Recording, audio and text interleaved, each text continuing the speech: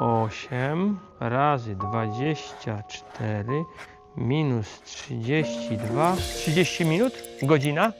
A może 2? Ile czasu trwa zrobienie planu nawożenia? Teraz można szybciej i dokładniej. Patrz, wybieram pole. Zaznaczam zasobności. Szybkie info, co na polu rosło.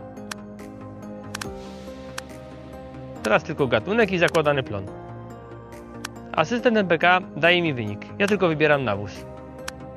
Klawisz plus minus, by pasek czerwony zmienił się na zielony. Całość sobie zapisuję. Plan nawozowy mam zawsze pod ręką. Zawsze w kieszeni. Teraz to trwało może kilka minut. Tak zaoszczędzisz kilka godzin i masę własnych pieniędzy. Ty też tak możesz. Jak zawsze masz 3 opcje. Pierwsza, nie zmieniaj nic i przewalaj z nawozami dalej. Druga, napisz do mnie SMS-a na ten numer telefonu, a wyjaśnię i podpowiem co i jak. Trzecia, powiesz i zainstaluj aplikację Hektar Farmer i uruchom asystenta NPK. Nie musisz być chemikiem, ale już teraz bądź najlepszym agronomem na swoim gospodarstwie.